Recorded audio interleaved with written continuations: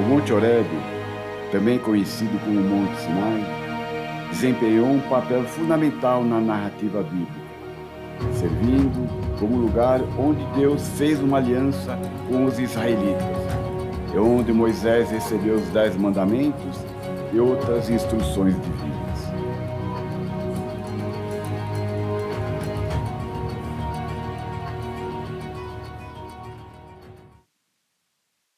Descobertas recentes levaram os pesquisadores a afirmar que as terras da Arábia e não as do Egito são as terras perdidas de Moisés.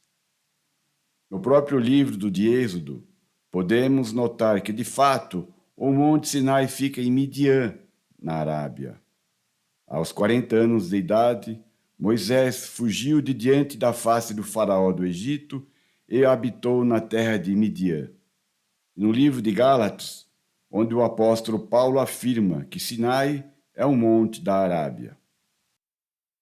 E apacentava Moisés o rebanho de Jetro, o seu sogro, sacerdote em Midian, e levou o rebanho atrás do deserto, e chegou ao monte de Deus, a Horebe.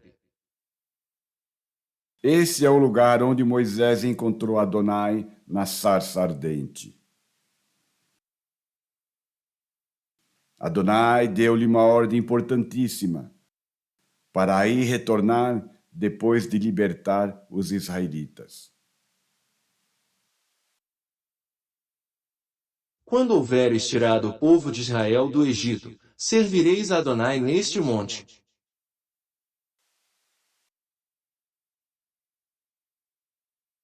As Escrituras descrevem uma cena espetacular e ao mesmo tempo aterrorizante, quando Moisés levou seu povo ao encontro de Adonai no Monte Sinai.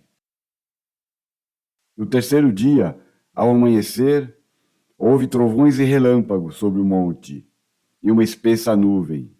Então, um estrondo de chofar, ou berrante, soou tão alto de maneira que estremeceu todo o povo que estava no arraial. E Moisés levou o povo fora do arraial ao encontro de Adonai. E puseram-se ao pé do monte. E todo o monte Sinai fumegava, porque Adonai descera sobre ele em fogo. E a sua fumaça subiu como fumaça de uma fornalha. E todo o monte tremia violentamente. Ouvindo o som do chofar cada vez mais alto, Moisés falou, e Adonai lhe respondeu em voz. E descendo Adonai sobre o monte Sinai, sobre o cume do monte, chamou Adonai a Moisés ao cume do monte. E Moisés subiu e disse-lhe, desce e adverte ao povo que não traspasse o termo para ver Adonai, para que muitos deles não pereçam. E também os sacerdotes que se chegam a Adonai se hão de santificar, para que Adonai não se lance sobre eles.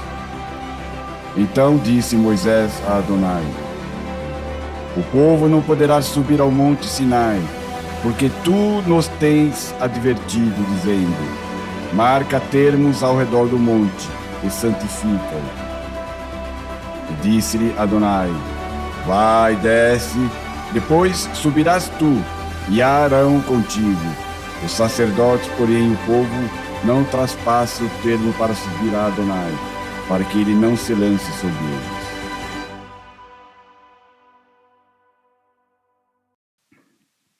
Do Monte Sinai, aprendemos que Deus é o Santo, que todos aqueles que desejam dele se aproximar devem primeiro buscar a sua santificação. Assim como houve uma separação entre Deus e o povo de Israel quando Moisés subiu ao Monte Sinai, assim também há uma separação entre nós e Deus por causa dos nossos pecados. No início não foi assim, pois fomos criados à imagem e semelhança de Deus. Mas quando o pecado entrou no mundo, e por meio de um só homem, a sua queda espiritual trouxe consigo a morte, ou seja, a separação entre a alma do homem e Deus. Somente a santidade nos capacitará a termos novamente a imagem e semelhança de Deus. Pelo amor e graça de Deus, fomos criados para ser santos. Fomos criados para sermos unidos em corpo e alma, tanto no sentido material quanto no espiritual, ao nosso Criador eterno. Agora, a busca pela santidade é um caminho de purificação e transformação, onde devemos nos esforçar para viver de acordo com os princípios divinos e nos afastar do pecado. Mas por mais que nos empenhemos, continuaremos pecadores e imperfeitos. Todos que tentaram alcançar a sua autossantificação, mesmo experimentando uma vida de oração, obediência aos mandamentos e amor ao próximo, fracassaram. Há uma impossibilidade de se alcançar a vida eterna junto a Deus somente por essas coisas. Deus é totalmente perfeito. A perfeição de Deus não se compara a nada e a ninguém em todo o universo. Somente Deus é irrepreensível, impecável, sem falha alguma, excelente em todos os sentidos. Ninguém é bom, intrinsecamente bom, exceto Deus. Somente Deus é essencialmente bom, sábio, poderoso e santo. É dele que os anjos e os homens extraem algum leve esboço de sua bondade. Portanto, existe somente um meio de nos tornarmos santos, através da vontade e graça do próprio Deus. Mas o Deus onipotente, onipresente e onisciente, Ele próprio, fez-se carne e veio ao nosso mundo como Filho amado, conforme anunciado a João Batista, de quem num princípio o Pai se agradou. Esse não era outro senão o Rei, a quem foram proferidas as palavras: Tu és o meu Filho. Aquele que era para o Pai eterno, o que Isaque foi para Abraão, e sobre quem a mente do Pai repousava com conteúdo infinito.